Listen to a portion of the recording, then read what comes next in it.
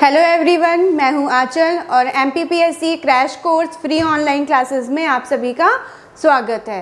हम पढ़ रहे हैं MP का क्रैश कोर्स चल रहा है और इसमें हमारी MP हिस्ट्री की सीरीज़ चल रही है, जिसमें से कि वंश का आज आखिरी दिन है। आज हम वंश पूरा कंप्लीट कर लेंगे। आई नो मैं हमेशा बोलती हूँ कि ना आज कल हम कर लेंगे, आज कर लेंगे, बट आज लास्ट है क्योंकि आज सिर्फ भोपाल रियासत बची है हमारी। मध्य प्रदेश में होलकर वंश है, मध्य प्रदेश में मराठा काल बचा हुआ है और सिंधिया वंश है। 4 वंश बचे हैं, बाकी सब वंश कंप्लीट हो चुका है। हमने अपनी कल पढ़ा था, जो अभी इसके पहले क्लास हुई थी इसमें हमने पढ़ा था बघेलखंड और बुंदेला वंश। ठीक, आपको पता है जब भी कोई नई क्लास चालू होती है एक बार हल्का सा छोटा सा क्विक रिवीजन होता है पुराना, उसके बाद हम नया स्टार्ट करते हैं। ओके, तो फटाफट बता दो, बुंदेला वंश में बुंदेला वंश की स्थापना किसने की थी? बुंदेला वंश की स्थापना की थी, जल्दी से बताओ, सोहन पाल ने की थी। ठीक है, कुछ महत्वपूर्ण शासक थे बुंदेला वंश के, कौन कौन थे? सबसे पहले रुद्र प्रताप सिंह बुंदेला। रुद्र प्रताप सिंह बुंदेला ने क्या किया था?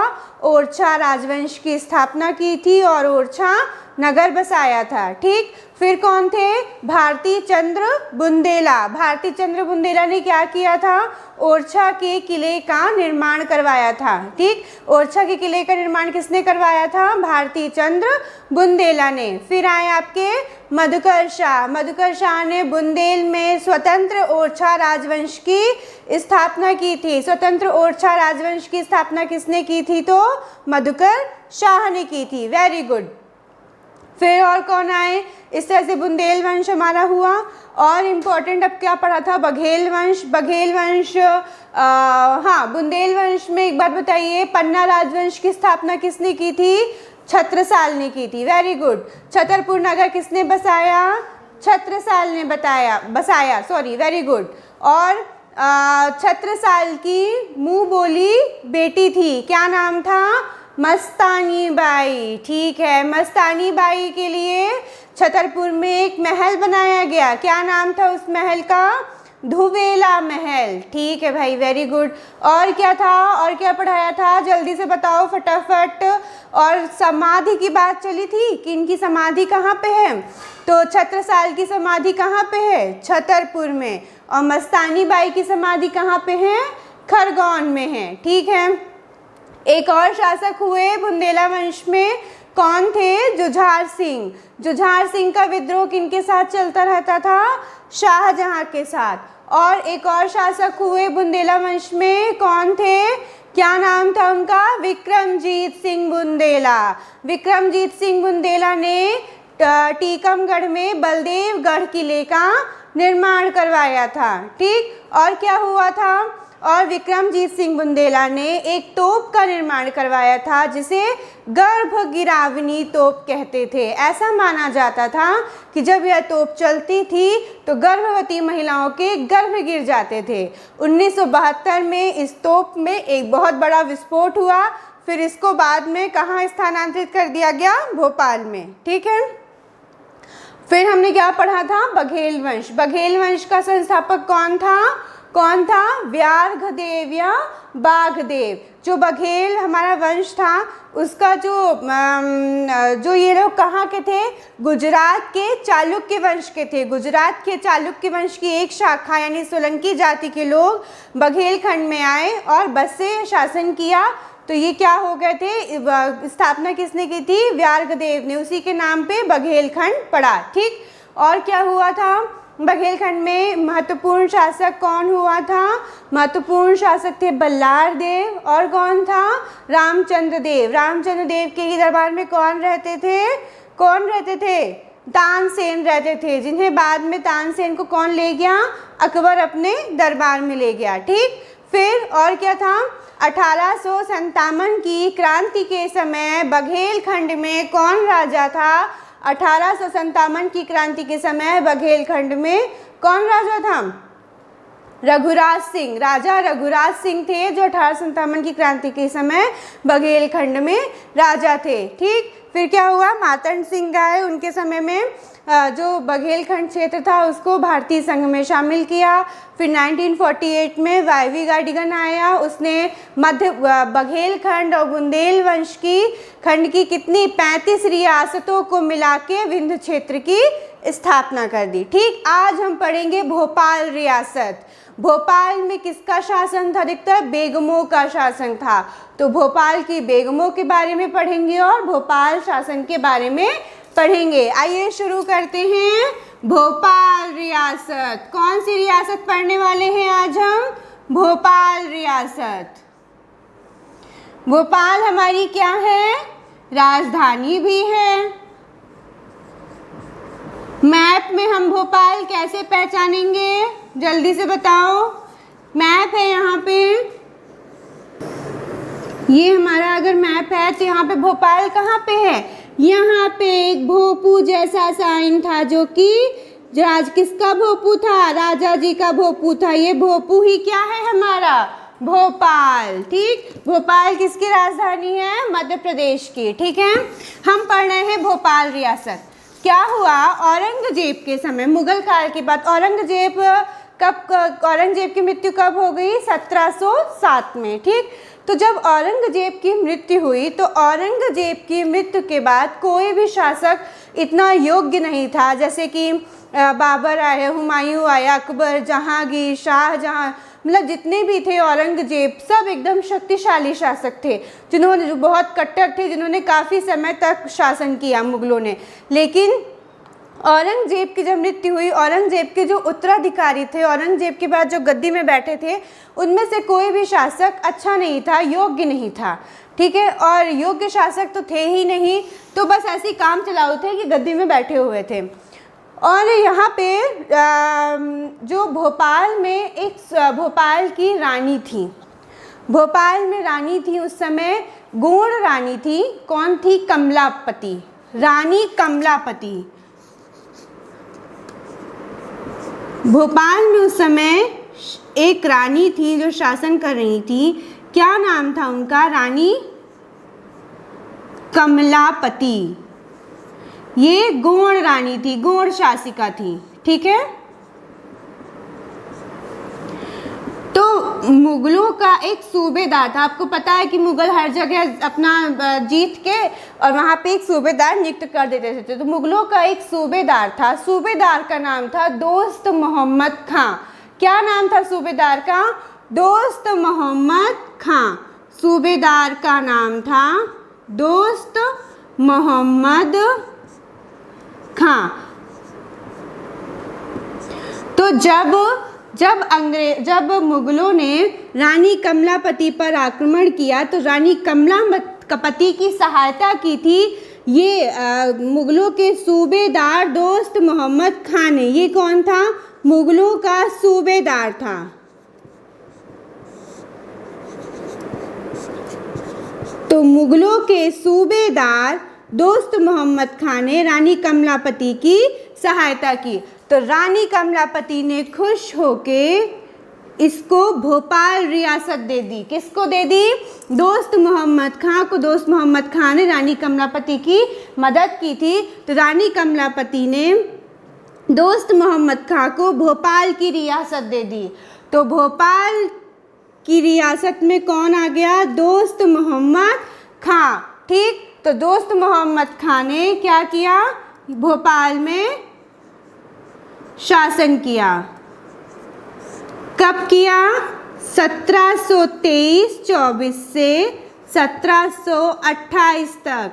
ये वही रानी कमलापति हैं जहाँ पे अभी भोपाल के हबीबगंज रेलवे स्टेशन का नाम चेंज करके किनके नाम पे किया गया है? रानी कमलापति रेलवे स्टेशन। ये वही रानी कमलापति हैं। ठीक है, तो दोस्त मोहम्मद खां आया भोपाल में शासन करने के लिए 1724 से 1728 में। ठीक, जब ये आया तो इसने क्या क्या करवाया? इसने एशिया की सबसे छोटी मस्जिद, एशिया की सबसे छोटी मस्जिद, क्या नाम है? ढाई सीढ़ी की है वो मस्जिद मात्र। तो 2.5 सीढ़ी की मस्जिद का निर्माण करवाया। कहाँ करवाया? भोपाल में करवाया।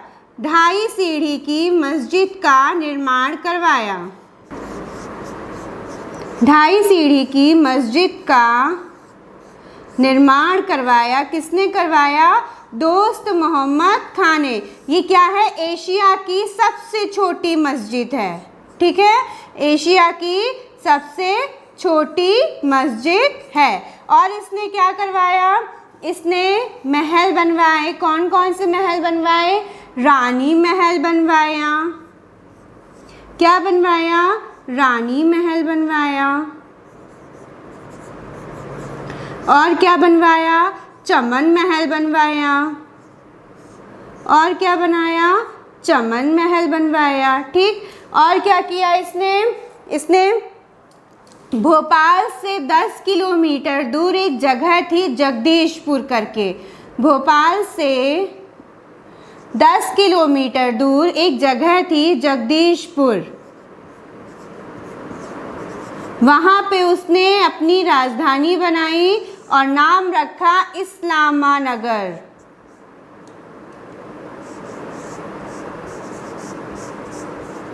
ठीक है, वहाँ पे जगदीशपुर एक जगह थी, वहाँ पे उसने अपनी राजधानी बनाई और उसका नाम क्या रखा? इस्लामानगर। ठीक, फिर क्या हुआ? दोस्त मोहम्मद खां की मृत्यु हो गई। दोस्त मोहम्मद खां के बाद उसका पुत्र यार मोहम्मद खां, दोस्ती यारी टाइप का दोस्त मोहम्मद खां भोपाल में आया।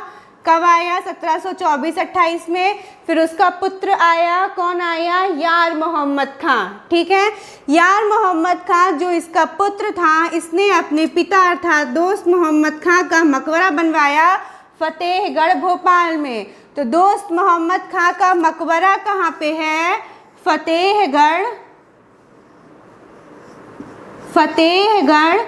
भोपाल में मकबरा है। किसने बनवाया है? किसने बनवाया है? यार मोहम्मद खां। यार मोहम्मद खां ने बनवाया। किसने बनवाया? यार मोहम्मद खां ने बनवाया था। ठीक है, आया समझ में?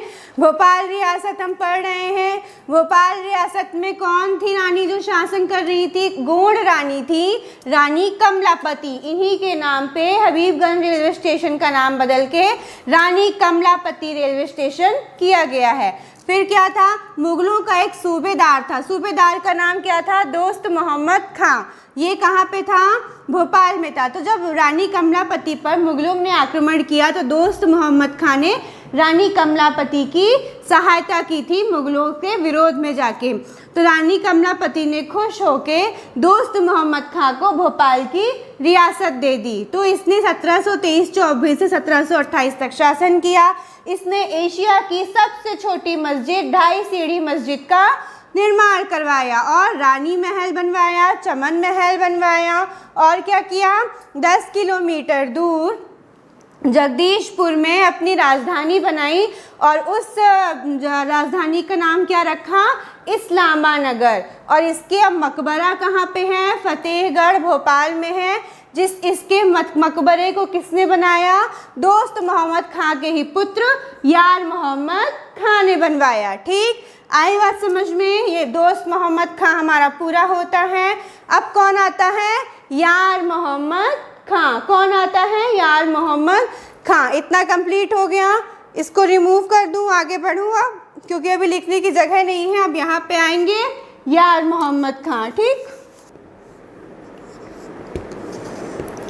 यार मोहम्मद खां कब बैठा गद्दी में? 1728 में। जब यह गद्दी में बैठा उस समय मराठाओं का आक्रमण हुआ। किसका आक्रमण हुआ? मराठाओं का आक्रमण हुआ। ठीक,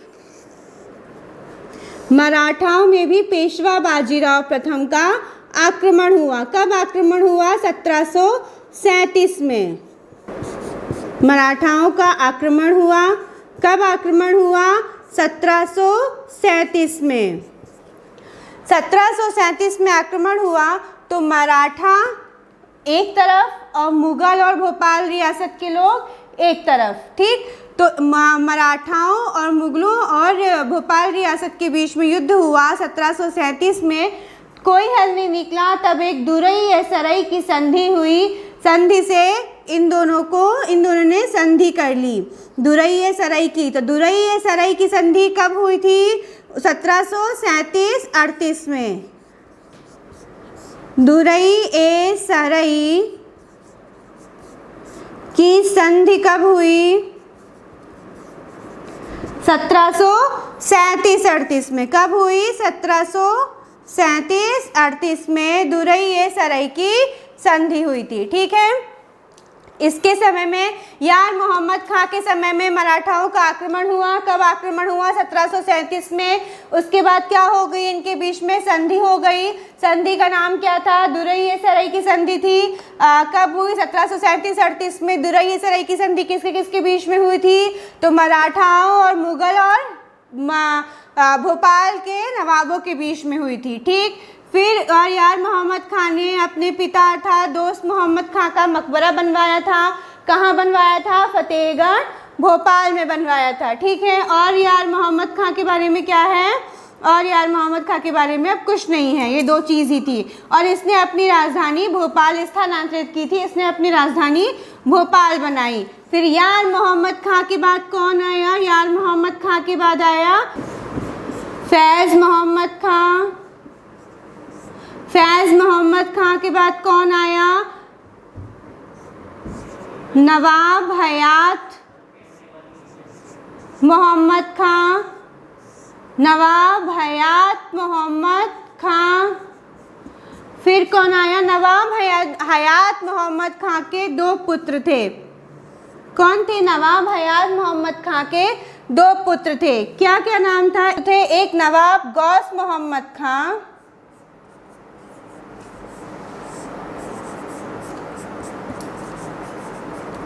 ठीक है, एक था नवाब गौस मोहम्मद खां और दूसरा था नवाब वज़ीर मोहम्मद खां। ठीक है, नवाब हयात मोहम्मद खां के दो पुत्र थे, नवाब गौस मोहम्मद खां और नवाब वज़ीर मोहम्मद खां। तो आपको पता है कि जब कोई एक राजा मरता है तो उसके राजा की मृत्यु के साथ ही उसके पुत्रों में राज सत्ता को लेकर युद्ध होने लग जाता है।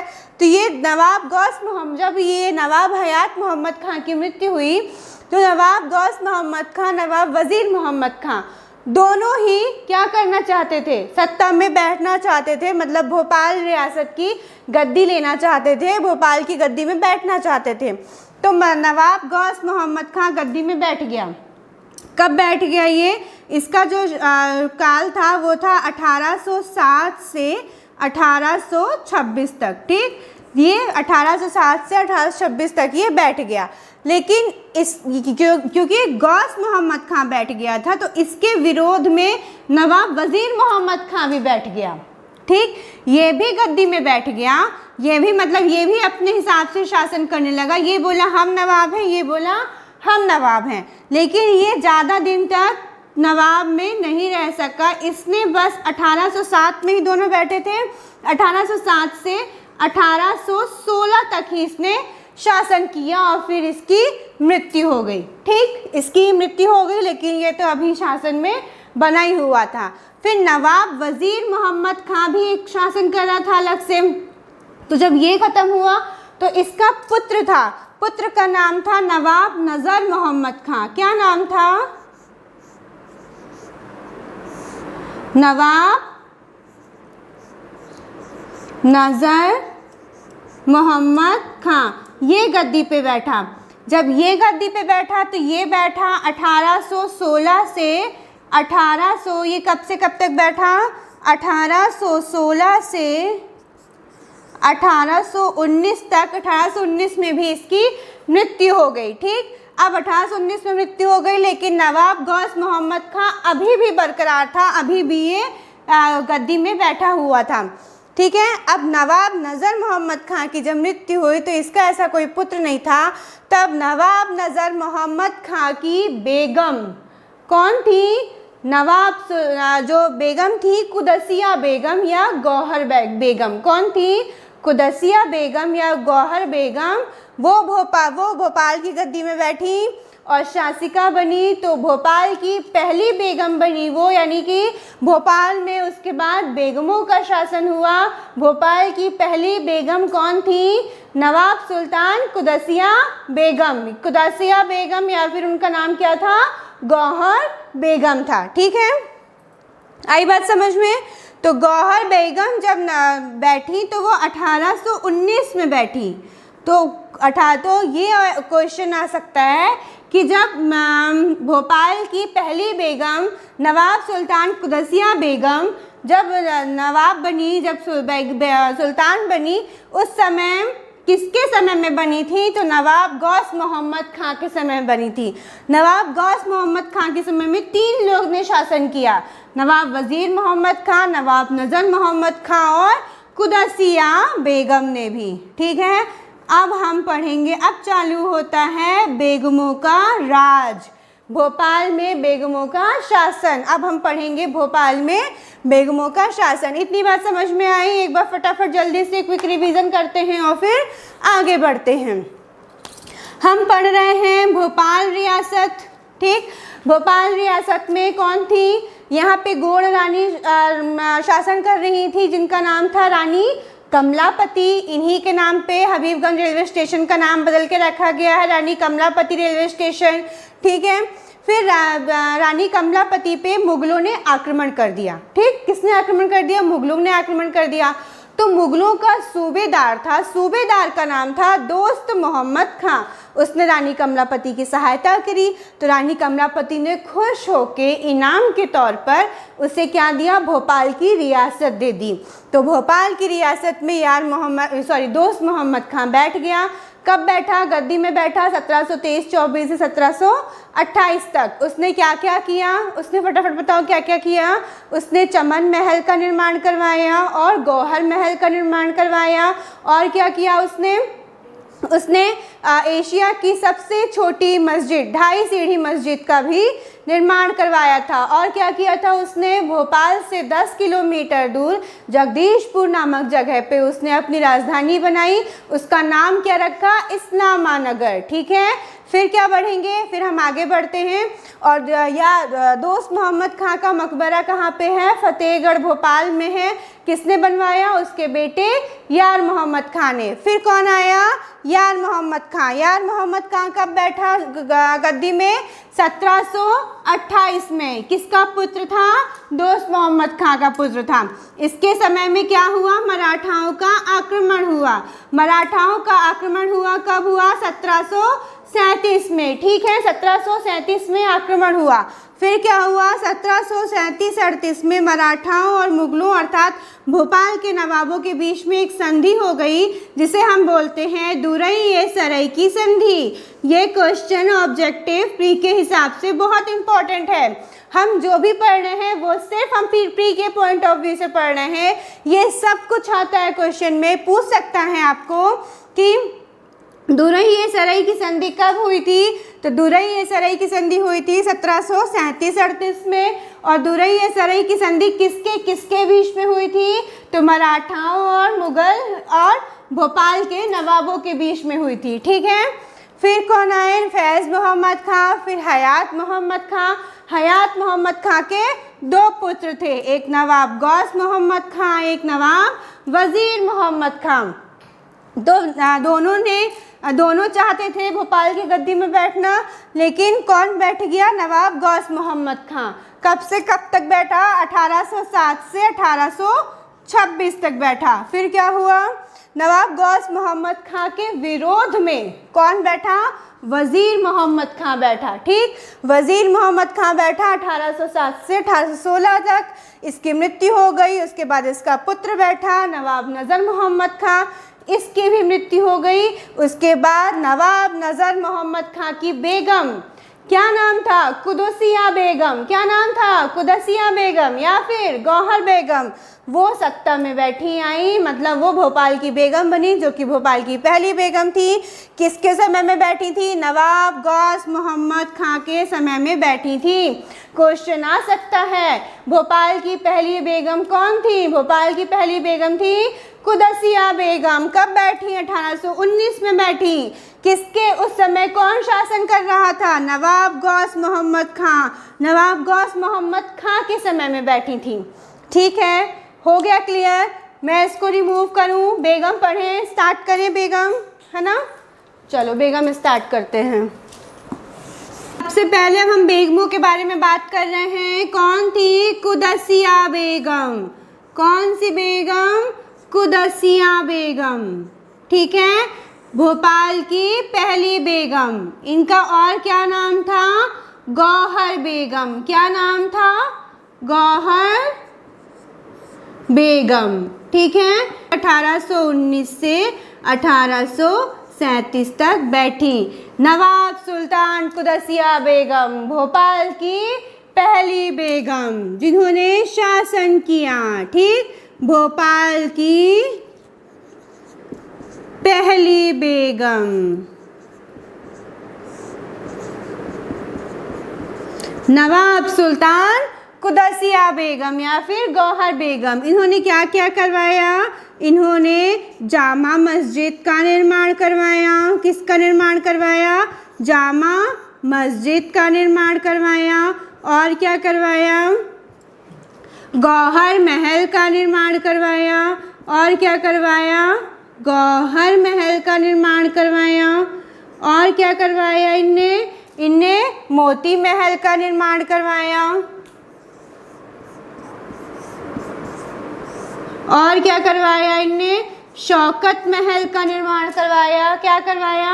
शौकत महल का निर्माण करवाया। ठीक, भोपाल रियासत कुदसिया बेगम पहली बेगम 1819 से 1837 क्या नाम से जानते थे? गौहर बेगम के नाम से जानते थे। इन्होंने किस किस का निर्माण करवाया? जामा मस्जिद का निर्माण करवाया, गौहर महल का निर्माण करवाया, मोती महल का निर्माण करवाया और शौकत महल का निर्माण करवाया। अच्छा ये बताओ, जामा मस्जिद अभी जो हम पढ़ रहे थे निमाड़ का फारूकी वंश, इसके पहले हम लोगों ने पढ़ा था प्रीवियस क्लास में, तो निमाड़ के फारूकी वंश में भी जामा मस्जिद आया था। जामा मस्जिद कहाँ था? असीरगढ़ के किले पे। तो भोपाल में जामा मस्जिद का निर्माण कुदसिया बेगम ने करवाया और असीरगढ़ के किले पे जामा मस्जिद का निर्माण किसने करवाया था? जल्दी से बताओ, किसने करवाया था?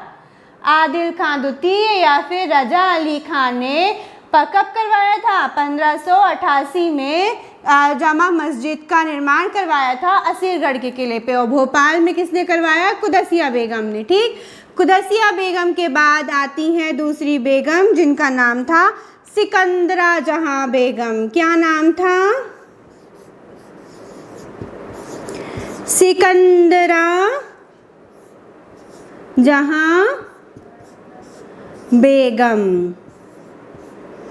1857 की क्रांति के समय यही भोपाल की बेगम कौन थी?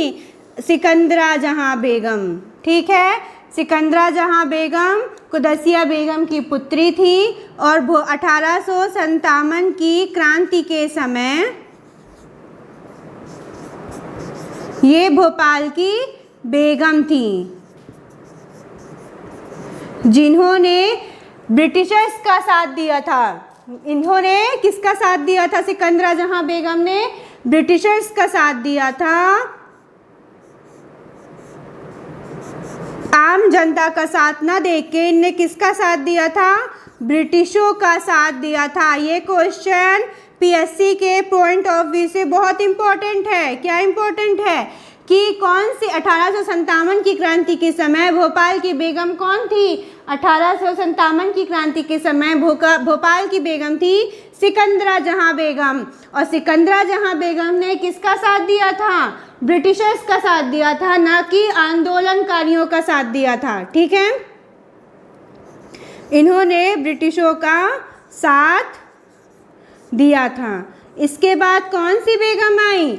शाहजहां बेगम। कौन सी बेगम आई? ये बेगमों का पूरा शासन चल रहा है भोपाल में। फिर कौन आई? शाहजहां बेगम। शाहजहां बेगम ने क्या किया? शाहजहां बेगम ने भोपाल में ताजुल मस्जिद का निर्माण करवाया, जो कि बैठने के मामले में एशिया में सबसे बड़ी मस्जिद है। कहाँ पे है? भोपाल में है। कौन सी मस्जिद है? ताजुल मस्जिद है। इसका निर्माण किसने करवाया? किसने करवाया ताजुल मस्जिद का निर्माण? शाहजहां बेगम ने करवाया। ठीक, ताजुल मस्जिद जो कि बैठने के मामले में एशिया में सबसे बड़ी मस्जिद है। ठीक है, ताजुल मस्जिद का निर्माण चालू करवाया था, लेकिन पूरा नहीं करवा पाई थी। पूरा करवाया था इनका निर्माण मौलाना सैयद हसमत अली। किसने? मौलाना सैयद हसमत अली ने निर्माण पूरा करवाया था। इनने पूरा नहीं करवाया था, इनने बस निर्माण ताजुल मस्जिद का चालू करवाया था। ठीक है, शाहजहां बेगम के बाद कौन सी बेगम आई? शाहजहां बेगम के बाद आई थी, कहाँ लिखूँ? यहाँ पे लिख देती हूँ। ठीक है, शाहजहां बेगम के बाद आई थी के खुसरो जहां बेगम। कौन सी बेगम आई? के खुसरो जहां बेगम।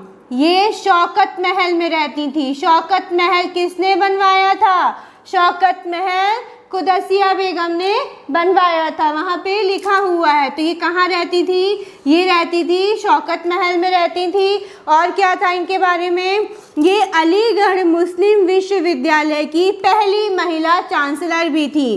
कौन थी? अलीगढ़ मुस्लिम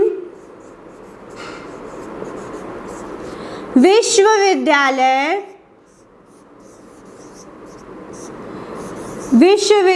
की पहली महिला चांसलर।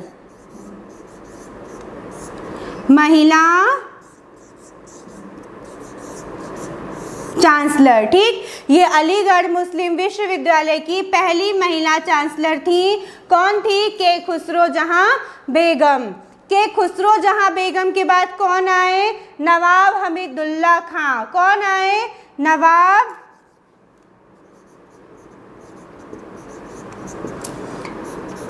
नवाब हमीदुल्लाह खां। नवाब हमीदुल्लाह खां कब आए थे? 1926 से 1949 तक ये गद्दी पे बैठे थे। यानी कि 1900 जब हमारा भारत आज़ाद हुआ, 1947 के समय में कौन भोपाल के नवाब थे? नवाब हमीदुल्लाह खां। ठीक है, नवाब हमीदुल्लाह खां थे। ये भोपाल के अंतिम नवाब थे। इसके बाद मध्य प्रदेश जो भोपाल रियासत थी उसे 1956 में मध्य प्रदेश में शामिल कर लिया गया था। ठीक है, 1956 में शामिल कर लिया गया। उसके जो नवाब हमीदुल्लाह खां थे, इनकी जो वारिस हुए, इनके कोई पुत्र नहीं थे, इनकी 2 पुत्रियां थी। तो इनकी जो बड़ी पुत्री जो थी वो पाकिस्तान में जाके बस गई थी। और जो इनकी दूसरी छोटी पुत्री थी साजिदा बेगम, तो साजिदा बेगम ने पटौदी के नवाब पटौदी के जो नवाब थे, पटौदी के नवाब इफ्तार अली से विवाह किया था। इसलिए नवाब पटौदी को भोपाल का नवाब भी कहते हैं। इनकी जो दूसरी बेटी थी जिसका नाम था साजिदा खान, ये इनकी वारिस थी और इसने विवाह किया था किससे? पटौदी के नवाब कौन? इफ्तार अली। पटौदी के नवाब इफ्तार अली से विवाह किया था। इसलिए पटौदियों को हम क्या बोलते हैं? भोपाल का नवाब भी बोलते हैं। ठीक है, इस तरह से हमारा भोपाल रियासत समाप्त होता है। ये भोपाल की बेगमें हैं। स्टार्ट करते हैं स्टार्टिंग से।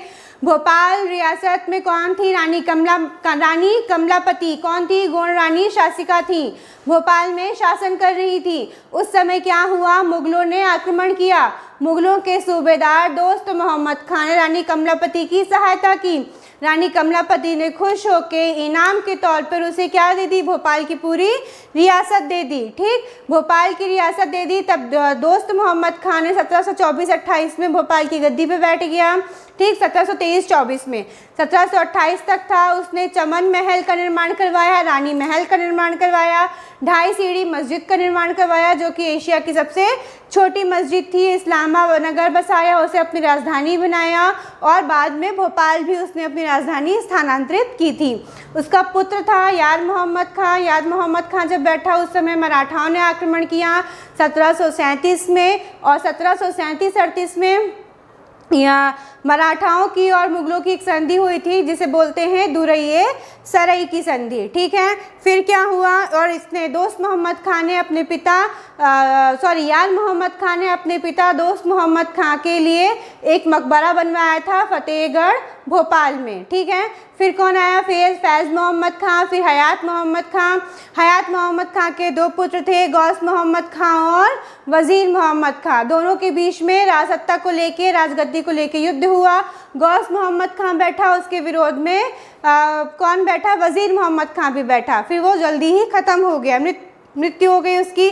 उसके बाद कौन बैठा? उसका पुत्र नज़र मोहम्मद खां, उसकी भी जल्दी मृत्यु हो गई थी। वो भी 3 या 4 साल तक शासन किया। फिर नवाब नज़र मोहम्मद खां की बेगम आई। कौन आई? कुदसिया बेगम, जिन्होंने शासन किया किसके समय में आई? नवाब गौस मोहम्मद खां के समय में आई। ठीक, कुदसिया बेगम भोपाल की पहली बेगम, जिन्हें गौहर बेगम भी कहते हैं। इन्होंने जामा मस्जिद, गौहर महल, मोती महल, शौकत महल का निर्माण करवाया। शौकत महल का निर्माण किसने करवाया है? कुदसिया बेगम ने। गौहर महल, मोती महल का भी निर्माण करवाया। फिर कौन आई? सिकंदरा जहां बेगम। 1857 की क्रांति के समय में कौन बेगम थी? यही बेगम थी। इन्होंने ब्रिटिशर्स का साथ दिया था।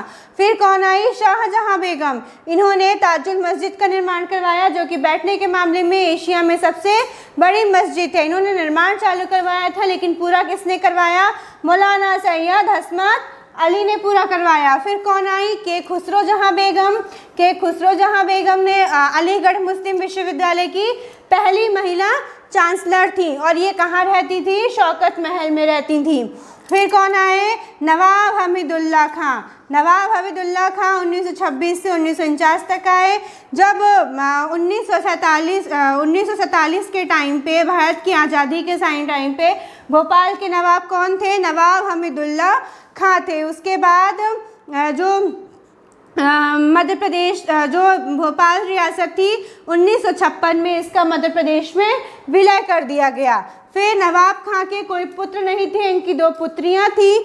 छोटी पुत्री साजिदा खान इनकी वारिस थी। इसने पटौदी के नवाब इफ्तार अली से विवाह किया था, इसलिए पटौदियों को भोपाल का नवाब भी कहते हैं। ठीक है, आई बात समझ में? भोपाल रियासत कंप्लीट। अब हम क्या पढ़ेंगे? 3 रियासतें बची हैं। होलकर वंश बचा है मध्य प्रदेश में। मध्य प्रदेश में मराठा काल बचा है और सिंधिया वंश बचा है। छोटा छोटा है, फटाफट जल्दी से देखते हैं। प्री के पॉइंट ऑफ व्यू से 5-5 लाइन करते हैं और वंश को ख़त्म करते हैं। ठीक है, तो अब हम पढ़ रहे हैं मराठा काल। मध्य प्रदेश में मराठाओं का आगमन कब हुआ, कैसे हुआ, कब आए मराठा, हम इसके बारे में अब पढ़ते हैं। ठीक है, मराठा काल पढ़ रहे हैं। छोटा छोटा टॉपिक है, ज़्यादा बड़ा कोई भी टॉपिक नहीं है, और हम सिर्फ अभी प्री के पॉइंट ऑफ व्यू से पढ़ रहे हैं, तो जल्दी से हो जाएगा, फटाफट तरीके से देख लो। ठीक, मराठा काल। तो मराठा काल में बाजीराव प्रथम थे, वो सबसे पहले मालवा में आए। कौन आए मालवा में सबसे पहले? किसने आक्रमण किया? बाजीराव प्रथम ने। ठीक है, पेशवा बाजीराव प्रथम आए सबसे पहले। लेकिन पेशवा बाजीराव प्रथम के पहले भी बहुत लोग आ चुके थे, जैसे कि उदयजी पवार आए थे, और आए थे आपके उदयजी पवार के बाद आए आपके सिंधिया आए। इन लोगों ने, सब लोगों ने मालवा पर आक्रमण किया, लेकिन वो असफल थे, असफल रहे, वो सफल नहीं हो पाए। तो जब बाजीराव प्रथम आए, तो बाजीराव प्रथम के साथ बाजीराव प्रथम के साथ कौन कौन, आपके सिंधिया, होलकर और पवार, कौन कौन, उदयजी पवार, होलकर और सिंधिया, ये तीनों भी साथ में आए। कौन, बाजीराव प्रथम के साथ उदय पवार, सिंधिया और होलकर।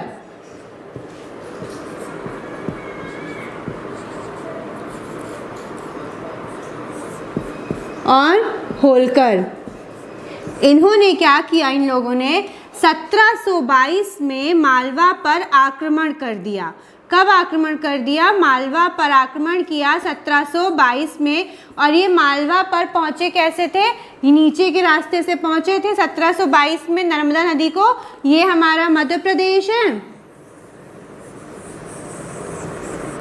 अरे सॉरी, ठीक है, ये हमारा मध्य प्रदेश है, ये हमारा पूरा मालवा क्षेत्र है। यहाँ से जाती है नर्मदा नदी, ये लोग नीचे से आए, नर्मदा नदी को पार किया, नर्मदा नदी को पार करके यहाँ पे आए और यहाँ पे 1722 में आक्रमण कर दिया। किसने किसने आक्रमण कर दिया, बाजीराव प्रथम ने आक्रमण किया। इनके साथ कौन कौन थे, पवार, सिंधिया और होलकर। इन लोगों ने 1722 में मालवा पे आक्रमण किया। मालवा पे आक्रमण किया, मालवा को जीता। तो जो पेशवा थे, ये पेशवा बाजीराव प्रथम थे, तो जो पेशवा थे इन्होंने क्या किया, इन्होंने जीत तो लिया मालवा को और जो भी लूट उठ लिया, और क्या किया, और जो इनका साथ दिए थे पवार, सिंधिया, होलकर, तो पवार, सिंधिया, होलकर में इनने जो जागीर थी मालवा की वो 3 भागों में ये पवार, सिंधिया, होलकरों को बांट दी। मालवा को जीता और जीतने के बाद पवारों को, सिंधियाओं को और होलकरों को दे दिया। तो पवारों को दिया कहाँ वाला क्षेत्र, ग्वालियर वाला क्षेत्र, सॉरी, पवारों को दिया धार वाला क्षेत्र, पवारों को दिया इन्होंने धार वाला क्षेत्र, सिंधियाओं को दिया ग्वालियर वाला क्षेत्र और होलकरों को दिया इंदौर का क्षेत्र। कौन सा क्षेत्र दिया, इंदौर का क्षेत्र दिया, ठीक है। फिर कब इनको पूरा दे दिया, फिर बाजीराव प्रथम वापस, जब इन लोगों को मालवा जीत के इन लोगों को बांट दिया, तो बाजीराव प्रथम अपने क्षेत्र वापस जाने लगे। जब बाजीराव प्रथम वापस जब जाने लगे तो वो कहाँ से होते हुए गए, वो यहाँ से होते हुए नहीं गए, वो कहाँ गए, छतरपुर के रास्ते से खरगोन होते हुए गए। तो जब वो जा रहे थे खरगोन जब वो खरगोन गए तो खरगोन में वहाँ पे छतरपुर के रास्ते से होते हुए गए। छतरपुर, यहाँ पे छतरपुर पे क्या हुआ, छतरपुर में इनकी भेंट हुई, किससे हुई, मस्तानी बाई से। छतरपुर में इनकी भेंट मस्तानी बाई से हुई। मस्तानी बाई ने क्या किया, मस्तानी बाई और इनका विवाह हुआ, प्रेम विवाह हुआ। फिर ये खरगोन आ गए। जब खरगोन आए तो खरगोन में इनकी मृत्यु हो गई। किसकी मृत्यु हो गई, बाजीराव प्रथम की। बाजीराव प्रथम की मृत्यु हो गई खरगोन में। कब हुई, 1740 में। तो 1740 में बाजीराव प्रथम की 1740 में बाजीराव प्रथम की मृत्यु हो गई, ठीक। कहाँ पे हुई, खरगोन में हुई। कहाँ पे हुई, खरगोन में हुई। और खरगोन के रावलखेड़ी में इनकी समाधि है, ठीक है। और अभी जब हम लोग बुंदेल वंश पढ़ रहे थे तब हमने देखा था, बुंदेल वंश में क्या देखा था कि जो छतरपुर के राजा थे छत्रसाल, उनकी मुँह बोली बेटी थी मस्तानी बाई। मस्तानी बाई की समाधि कहाँ पे थी, मस्तानी बाई की समाधि भी खरगोन पे थी। और ये जो बाजीराव प्रथम है इनका विवाह हुआ था, प्रेम विवाह मस्तानी बाई से।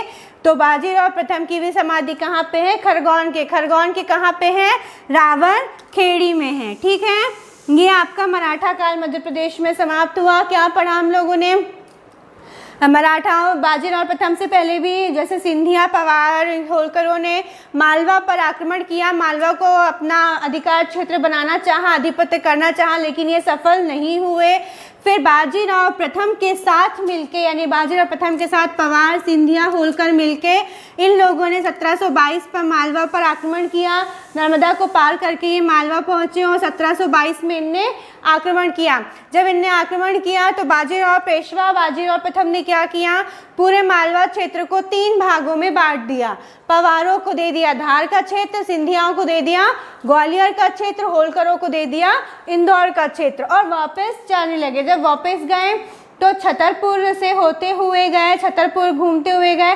जब छतरपुर गए, छतरपुर में इनकी भेंट हुई छत्रसाल की पुत्री मस्तानी बाई से। मस्तानी बाई के साथ उन्होंने प्रेम विवाह किया और फिर ये इनकी 1740 में खरगोन में इनकी मृत्यु हो गई और इनकी समाधि खरगोन के रावरखेड़ी में है। ठीक है, आई बात समझ में? कंप्लीट हुआ मराठा काल। अब हम पढ़ेंगे कौन सा, होलकर वंश।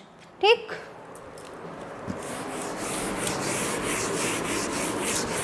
होलकर वंश के बाद पढ़ेंगे सिंधिया वंश।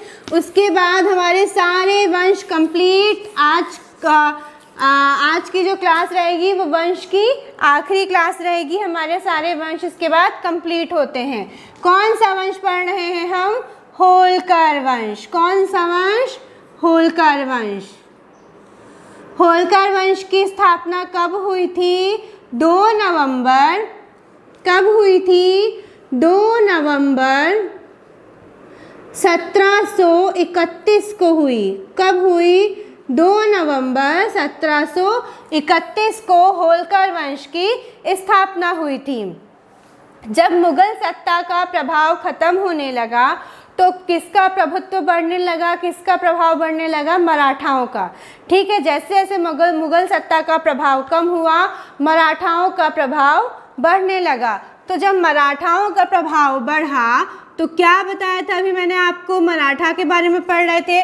उनके साथ होलकर थे। उन्होंने क्या किया था? होलकरों ने मालवा वाला क्षेत्र जीता, होलकरों ने साथ में बाजीराव प्रथम की जीता था ना, मराठाओं ने जीता था। तो मराठा बाजीराव प्रथम ने क्या किया था कि 300 सैनिकों की जागीर दे दी थी होलकर को और बोल दिया कि आप यहाँ पे होलकर यानी इंदौर वाले एरिया में शासन करिए और इंदौर को मुख्यालय बना लीजिए। ठीक है, तो होलकरों ने क्या किया? इंदौर वाले क्षेत्र में शासन किया, मतलब यहाँ पे सूबेदार टाइप के नियुक्त हुए और यहाँ पे इंदौर को मुख्यालय बना लिया। लेकिन फिर बाद में मल्हार राव होलकर ने क्या किया? मल्हार राव, पानीपत का जब युद्ध हुआ था, पानीपत का युद्ध हुआ था आपका, पानीपत का तृतीय युद्ध हुआ था आपका 1761 में। ठीक है, पानीपत का तीसरा युद्ध कब हुआ था आपका? 1761 में। तो जब पानीपत का तीसरा युद्ध हुआ था 1761 में, उस समय होलकरों ने अपने आप को स्वतंत्र घोषित कर लिया। पानीपत का तीसरा युद्ध था, उस समय होलकरों ने अपने आप को स्वतंत्र घोषित कर लिया और क्या किया? मल्हार राव होलकर ने स्थापना कर दी थी। ठीक है, होलकरों ने अपने आप को स्वतंत्र घोषित कर लिया। फिर 1766, अब मल्हार राव होलकर ने स्थापना तो की थी। अच्छा, ये तो मैंने बताया ही नहीं कि स्थापना किसने की थी। मल्हार राव होलकर, मल्हार राव होलकर ने होलकर वंश की स्थापना की। कब की? 2 नवंबर 1731 को। ठीक, और अपने आप को पेशवाओं से स्वतंत्र घोषित कर लिया 1761 में। और 1766 में मल्हार राव की मृत्यु हो गई। किसकी मृत्यु हो गई?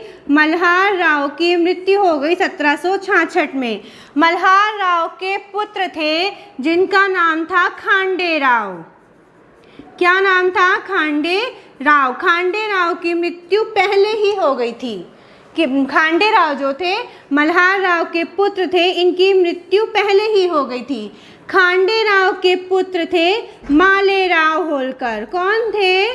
माले राव होलकर। ठीक, 1 वर्ष तक इन्होंने शासन किया। 1 वर्ष के बाद मालेराव होलकर की भी मृत्यु हो गई। 1 वर्ष के बाद मालेराव होलकर की भी मृत्यु हो गई। फिर खांडे राव की पत्नी थी रानी अहिल्याबाई। रानी अहिल्याबाई कौन थी? खांडे राव की पत्नी थी रानी अहिल्याबाई। तो मालेराव होलकर की मृत्यु के बाद रानी अहिल्याबाई ने शासन संभाला और रानी अहिल्याबाई ने शासन किया। कौन? रानी अहिल्याबाई मालेराव होलकर की माता थी। रानी अहिल्याबाई ने शासन किया। ठीक, रानी अहिल्याबाई ने मल्हार राव होलकर के विश्वास पात्र तुकोजी राव को अपना सेनापति बनाया। किसको बनाया? तुकोजी राव को अपना सेनापति बनाया था। अपना सेनापति रानी अहिल्याबाई ने तुकोजी राव को अपना सेनापति बनाया। ये मल्हार राव होलकर के विश्वास पात्र थे। ठीक, फिर और रानी अहिल्याबाई बहुत ही न्यायप्रिय शासिका थी। ऐसा कहा जाता है कि न्याय के कारण इन्होंने अपने पुत्र को भी हाथी के पैर के नीचे कुचलवा दिया था। ये इतनी न्यायप्रिय शासिका थी। इन्होंने बहुत अच्छे से शासन किया। इन्होंने लगभग 50 वर्ष तक शासन किया। रानी अहिल्याबाई ने बहुत इन्होंने जन कल्याण कार्य बहुत किए थे। बहुत न्यायप्रिय शासिका थी।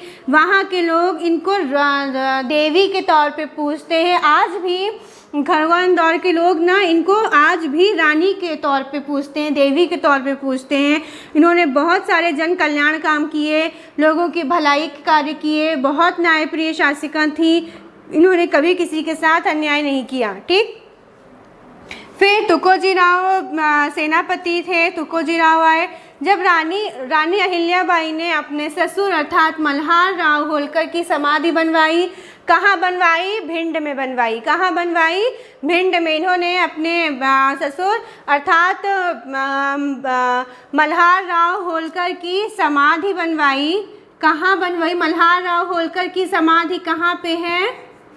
भिंड में है, जिन्हें उनकी बहू रानी अहिल्याबाई ने बनवाया था। ठीक, और इन्होंने पेशवा की अनुमति से शासन किया, क्योंकि पेशवाओं का राज था।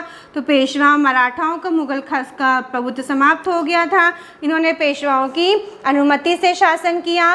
फिर बाद में इन्होंने और क्या किया? 30 वर्ष तक शासन किया और इन्होंने महेश्वर को राजधानी बनाया था। रानी अहिल्याबाई ने अपनी राजधानी कहाँ बनाई थी? तो रानी अहिल्याबाई ने अपनी राजधानी बनाई थी महेश्वर। कौन सी राजधानी बनाई थी? राजधानी क्या बनाई थी रानी अहिल्याबाई ने? महेश्वर को राजधानी बनाया था। फिर 1795 में इनकी मृत्यु हो गई। कब हो गई? 1795 में इनकी मृत्यु हो गई। ठीक, फिर रानी अहिल्याबाई के जो सेनापति थे तुकोजी राव, तो इनकी मृत्यु के बाद शासन किसने संभाला? तुकोजी राव ने संभाला। फिर तुकोजी राव की मृत्यु के बाद इनका पुत्र तुकोजी होलकर द्वितीय ने शासन संभाला। तुकोजी होलकर द्वितीय ने शासन संभाला। 1857 की क्रांति के समय होलकर वंश में यही शासक थे। तुकोजी होलकर द्वितीय कौन थे? 1857 की क्रांति के समय शासक थे होलकर वंश में, और इन्होंने क्रांतिकारियों का गुप्त समर्थन किया था। अर्थात इन्होंने किसका साथ दिया था? क्रांतिकारियों का साथ दिया था। ठीक है, इन्होंने क्रांतिकारियों का समर्थन किया था।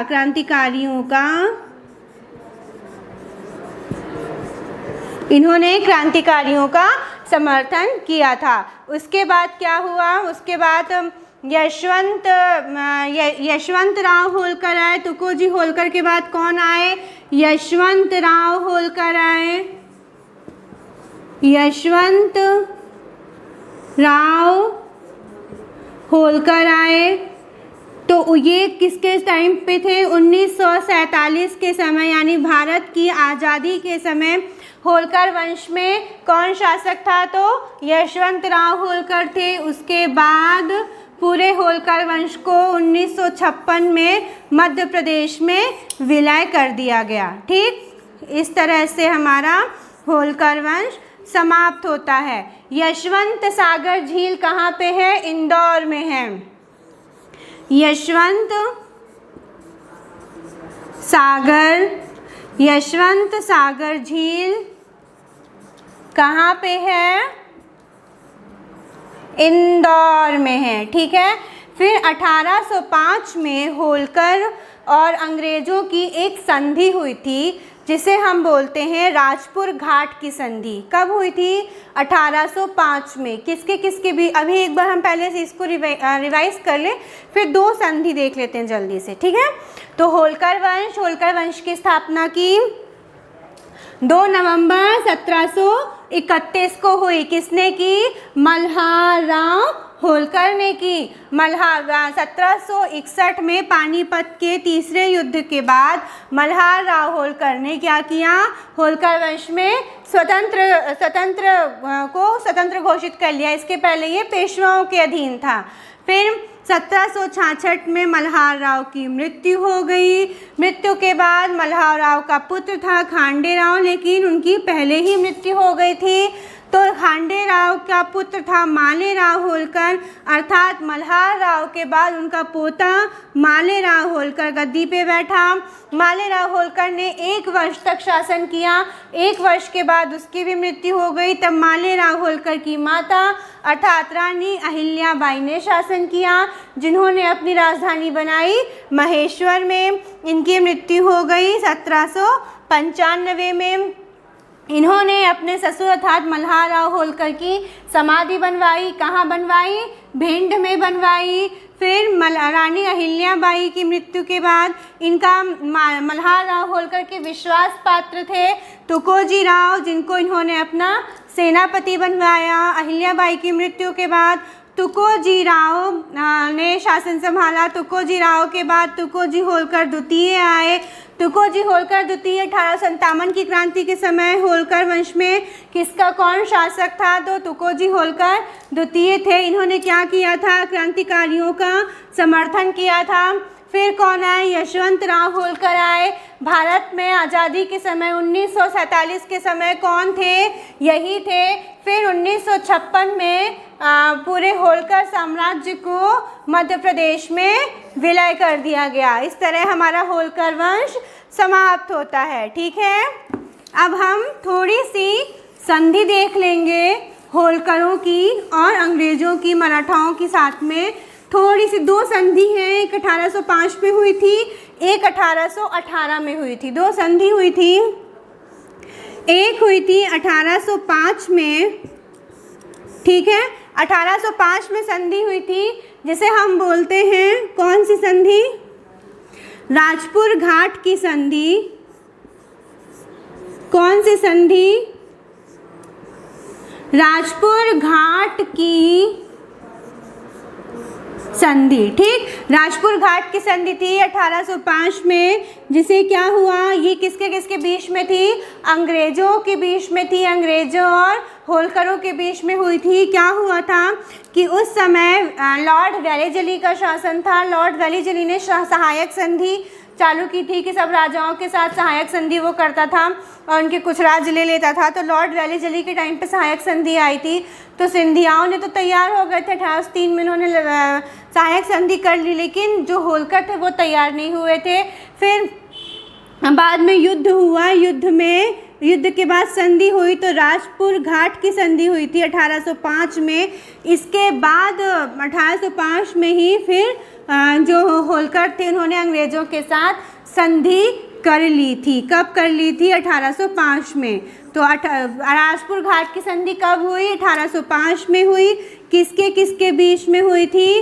अंग्रेज़ों और होलकरों के बीच में हुई थी। ठीक, एक संधि और हुई थी 1818 में, जिसे बोलते हैं मंदसौर की संधि।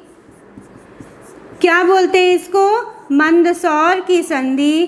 कब हुई थी? 1818 में हुई थी। क्या हुआ था इसमें? इसमें जो होलकर रियासत थी पूरी, वो ब्रिटिश सत्ता के अधीन चली गई थी। होलकर रियासत पूरी ब्रिटिश सत्ता के अधीन चली गई थी, उसको लेके ये संधि हुई थी, मंदसौर की संधि। कब हुई थी? 1818 में। क्वेश्चन आ सकता है कि राजपुर घाट की संधि कब हुई? 1805 में हुई। मंदसौर की संधि कब हुई? 1818 में हुई। ठीक, राजपुर घाट की संधि अंग्रेज और होलकरों के बीच में हुई थी। मंदसौर की संधि के समय क्या हुआ था? जो भी शासन था होलकर साम्राज्य का, वो कहाँ चला गया था? ब्रिटिशर्स के पास चला गया। ठीक, नेक्स्ट हम पढ़ेंगे सिंधिया वंश। ठीक है, तो हम पढ़ रहे हैं अब सिंधिया वंश, जो कि वंश का आखिरी वंश पढ़ रहे हैं। हमने सारे वंश कंप्लीट कर लिए हैं। आखिरी है ये आज की क्लास का भी लास्ट वंश है, और वैसे भी लास्ट वंश है। आज के बाद वंश खत्म। सिंधिया वंश। सिंधिया वंश की स्थापना हुई थी, कब हुई थी? 1731 में। कब हुई थी? 1731 में। किसने की थी? राणोजी सिंधिया। किसने की थी? राणोजी सिंधिया ने की थी। 1731 में सिंधिया वंश की स्थापना की थी।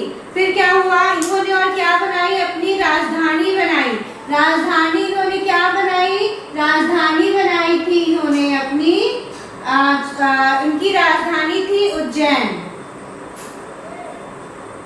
राजधानी क्या थी इनकी? उज्जैन। ठीक है, इन्होंने अपनी राजधानी उज्जैन राजधानी पहले थी। इन्होंने अपनी राजधानी उज्जैन से ग्वालियर बनाई थी। उज्जैन से ग्वालियर बनाई थी। तो सिंधिया वंश की स्थापना राणोजी सिंधिया ने की, 1731 में की। इन्होंने अपनी राजधानी उज्जैन से ग्वालियर बनाई। ठीक, फिर राणोजी सिंधिया के बाद कौन आए? राणोजी सिंधिया के बाद आए महादजी सिंधिया। कौन आए? महादजी सिंधिया आए। 1761 में पानीपत का जो तीसरा युद्ध हुआ था, 1761 में जो पानीपत का तीसरा युद्ध हुआ था, है ना, तो उसमें महादजी सिंधिया थे, भाग लिए थे। लेकिन उसके बाद ये वहां से भाग गए। इनको लगा कि अब ये हारने वाले हैं, तो ये वहां से भाग गए। वहां से भाग के ये ग्वालियर पहुंचे, और ग्वालियर में जो शासन कर रहा था उसका शासक इनने छीन लिया, उनका शासन छीन लिया। ग्वालियर के शासक की हत्या करके और ग्वालियर छीन लिया। और कब? 1765 में ग्वालियर साम्राज्य की स्थापना कर दी। तो ग्वालियर की स्थापना किसने की थी? महादजी सिंधिया ने की थी। कब की थी? 1765 में की थी। ठीक है, 1765 में महादजी सिंधिया ने ग्वालियर साम्राज्य की स्थापना की थी। 1761 में पानीपत का तीसरा युद्ध हुआ था। और क्या हुआ? फिर इसके बाद कौन आए? महादजी सिंधिया के बाद आए थे दौलत राव सिंधिया। कौन आए? दौलत राव सिंधिया। महादजी सिंधिया के बाद आए दौलत राव सिंधिया। दौलत राव सिंधिया की बात करें तो इन्होंने क्या किया? इन्होंने एक सेकेंड, एक गलती हो गई, सॉरी। राजधानी उज्जैन ही बनाई थी। राणोजी सिंधिया ने अपनी राजधानी बनाई थी उज्जैन।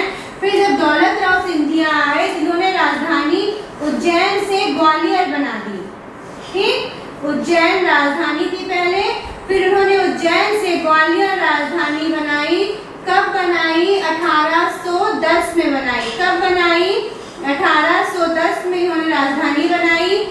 तो किसने बनाई? दौलत राव सिंधिया ने बनाई। ठीक है, दौलत राव सिंधिया के बाद, दौलत राव सिंधिया के समय में ही अंग्रेजों की संधि हुई थी। 2 संधि हुई थी। कौन कौन सी? एक हुई थी, अभी संधि हम थोड़ी देर से पढ़ लेंगे, पहले ये पढ़ लेते हैं। ठीक है, फिर कौन आए? दौलतराव सिंधिया के बाद आए जयाजीराव सिंधिया। कौन आए? जयाजी राव सिंधिया आए। जयाजीराव सिंधिया जब आए, कब आए? 1857 की क्रांति के समय कौन शासक थे? तो जयाजीराव सिंधिया शासक थे। 1857 की जो क्रांति हुई थी उसके समय शासक कौन थे? जयाजीराव सिंधिया शासक थे। और इन्होंने अंग्रेजों का साथ दिया था, ना कि क्रांतिकारियों का साथ दिया था। मध्य प्रदेश के दो ही ऐसे शासक थे जिन्होंने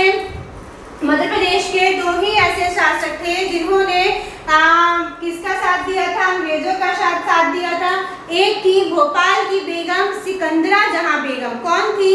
भोपाल की बेगम सिकंदरा जहां बेगम। और एक थे ग्वालियर के शासक जयाजीराव सिंधिया, जिन्होंने 1857 की क्रांति के समय क्रांतिकारियों का, आंदोलनकारियों का साथ ना दे करके किसका साथ दिया था? किसका साथ दिया था इन्होंने दिया था ब्रिटिशर्स का साथ दिया था, अंग्रेजों का साथ दिया था। फिर जयाजीराव सिंधिया के बाद कौन आए? जयाजीराव सिंधिया के बाद आए माधवराव सिंधिया। कौन आए? माधवराव सिंधिया। माधवराव सिंधिया ने क्या किया? शिवपुरी में जॉर्ज कैसल महल का निर्माण करवाया। माधवराव सिंधिया ने क्या किया था? शिवपुरी में जॉर्ज कैसल भवन का निर्माण करवाया था। कहाँ पे निर्माण करवाया था? शिवपुरी में। ठीक, शिवपुरी में जॉर्ज कैसल भवन का निर्माण करवाया। किसने? माधवराव ने। कहाँ है ये? शिवपुरी में है। फिर माधवराव के बाद कौन आए? माधवराव के बाद आए थे आपके जीवाजीराव सिंधिया। कौन आए थे? जीवाजी राव सिंधिया। तो 1947 के समय जब भारत आजाद हुआ था, उस समय कौन शासक थे सिंधिया वंश के? उस समय शासक थे जीवाजीराव सिंधिया। ठीक, 1857 की क्रांति के समय कौन शासक थे? जयाजीराव सिंधिया। और 1947 के समय जब भारत आजाद हुआ तब कौन शासक थे? जीवाजीराव सिंधिया। ठीक है, उसके बाद जीवाजीराव का विवाह हुआ। इनके समय में क्या किया था? इन्होंने सहमति दे दी थी कि हम ठीक है, जो हमारा सिंधिया वंश है उसको 1956 में मध्य प्रदेश में विलय करने की क्या दे दी थी? अनुमति दे दी थी। उसके बाद जो सिंधिया वंश था वो मध्य प्रदेश में विलय हो गया। इनका विवाह हुआ था। इनका विवाह जिससे हुआ था उनका नाम था राजमाता विजया राजे सिंधिया। राजमाता विजया राजे सिंधिया, ये बहुत ही अच्छी रानी थी। विजया राजमाता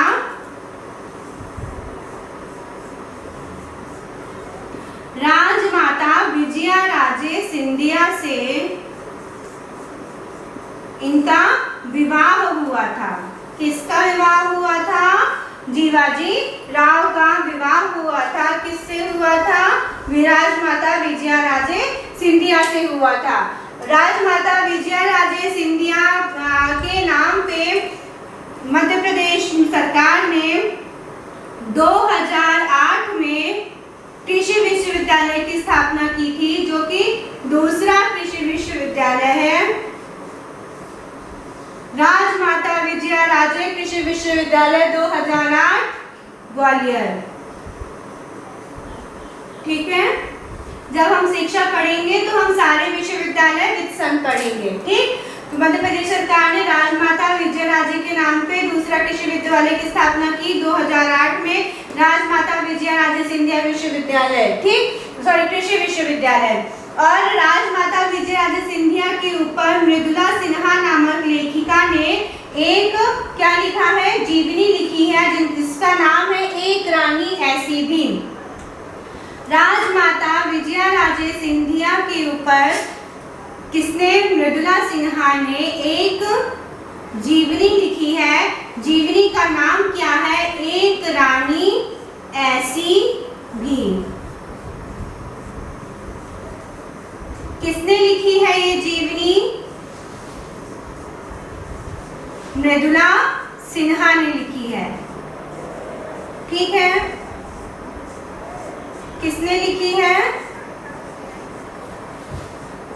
मृदुला सिन्हा ने लिखी है। हो गई, आ गया समझ में। सिंधिया वंश हमारा समाप्त होता है।